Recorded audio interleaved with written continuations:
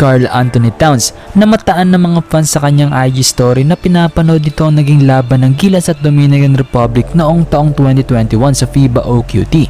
Pero tila pinuna naman na ito ng mga Gilas fans dahil bukod na si Kai Sotto lang ang player ngayon sa Gilas na kasali noon, magkaiba pa daw kasi ang sistema ng Gilas noon sa ngayon.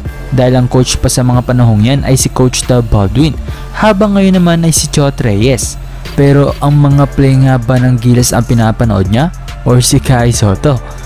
Habang ang first overall pick noong 2005 NBA draft na si Andrew Bogut ay nag-comment ng mga emojing boxing gloves sa pinost na picture ng Gilas sa FIBA World Cup IG account, na tila hindi pa rin ito makalimutan ang masalimuot na sinapit ng kanyang mga kababayan sa laban na yon.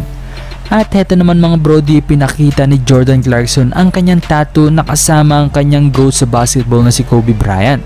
It meant a lot, being around him my earlier years.